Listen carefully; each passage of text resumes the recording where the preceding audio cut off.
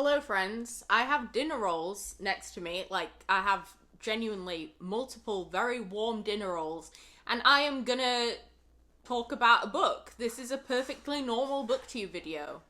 This is nothing different from what everyone else does.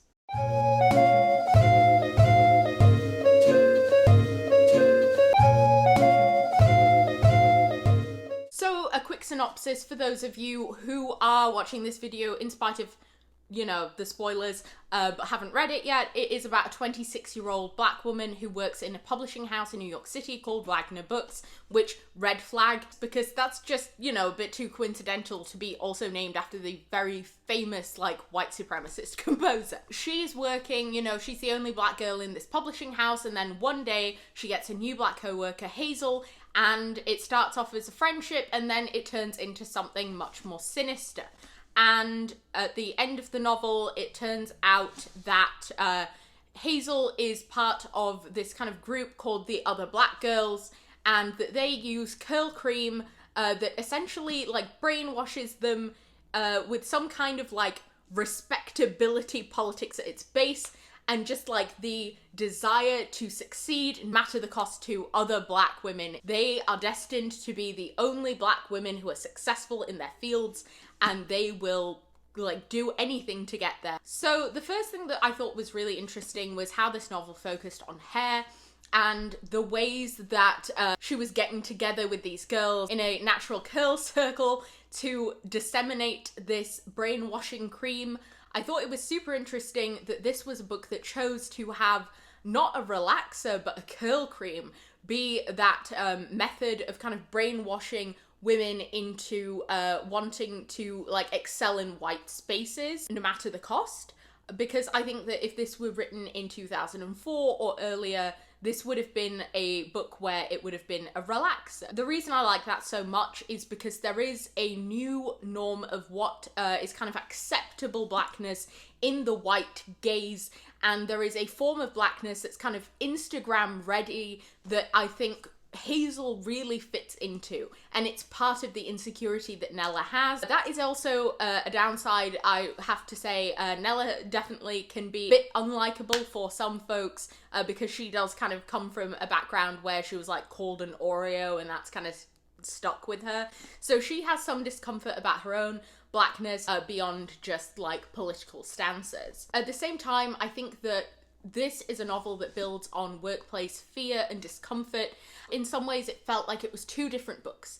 There was the final 60 pages of this book where it was oh, this has a sci-fi element, and this is kind of the horror part of the book. And then the rest, which was just, here are microaggressions, here is some satire of the very white publishing industry and everything it entails. I could really say that this was a good satire of publishing, and it was very stressful to read. I really love when a book can make me feel things, and this is a book that made me feel stress and anxiety from the scenes, but at the same time, I do think that it was a little mild in terms of the ways that white supremacy was showing up in Nella's workplace. It's not that you need this kind of overt, big, violent white supremacy, but there are ways that white supremacy is violent in quieter ways that weren't really explored.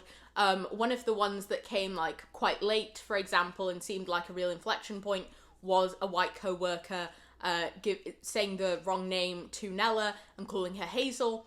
That happened to me on the first day of a job. I got called the name of the other black woman who worked there, and the excuse was that we looked alike, even though we didn't look anything alike at all and had completely different hair lengths and everything.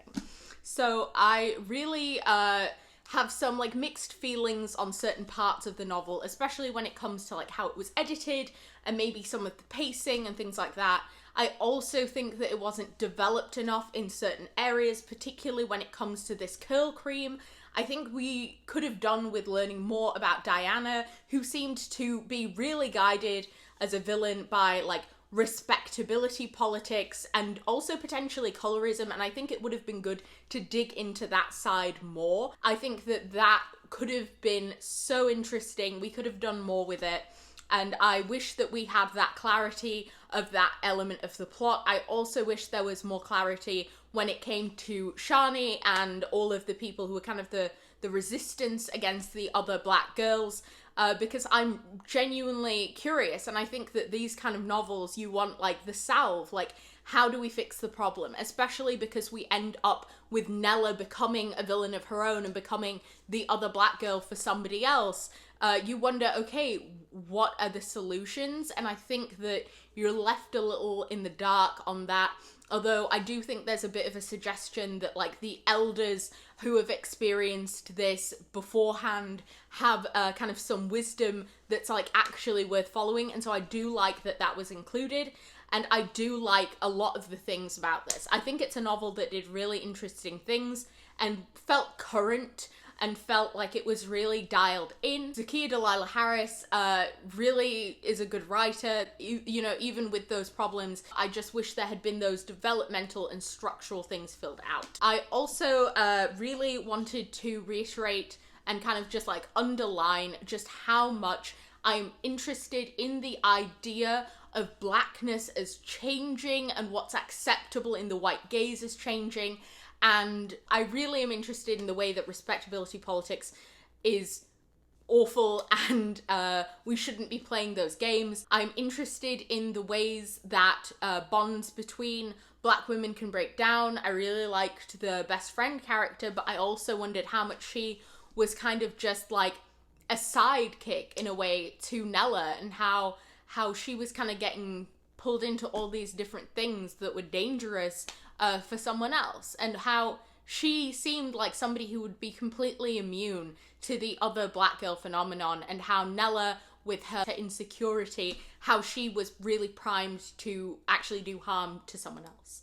The last thing that I really wanted to talk about while my dinner rolls get cold is the role of capitalism in this book. I think that one of the things I really, really enjoyed was the fact that capitalism, whether the author intended it or not, is really taking a central role in terms of the themes of the novel. Because ultimately you don't have this desire for this kind of success in career and these kinds of ways that labour are shown. You don't have the workplace drama without capitalism in a very real way. And you don't have this novel without the ways that blackness is commodified and the way that you will actually become an agent of capitalism. You will, you know, throw other workers under the bus if it means your own success in a very harsh system. And so I think that there are some interesting threads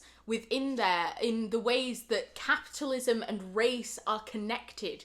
And I think that that's something that this book is doing that I don't know if it's fully intentional. I'm probably not articulating it exactly as I'd like to. I'm sorry that I'm very in my head here, but I really was interested in some of the ideas that this was bringing out. So this is something that I would say was a genuinely thought-provoking read. I was thinking about capitalism and its role in our lives on this interpersonal level, the things that we're willing to do for respectability's sake, and how that kind of connects with being a person, and also the ways that blackness is seen as consumable by white institutions. I am very interested in all of these ideas that the work is exploring. This is a book that's interested in lots of questions, and it might not have answers to all of them. It might not always have the structure to really tightly and masterfully carry it off, but it's a pretty damn good novel, and I would highly recommend it if you at least want to think about some of those things. That is really all I have to say about this. I am so glad that Zakiya Dalila Harris has gotten her coin. She got her 7-figure deal. It gives me a slight amount of hope that it is humanly possible for a black woman to get the worth of her creative work in this industry. That's really all I have to say for right now.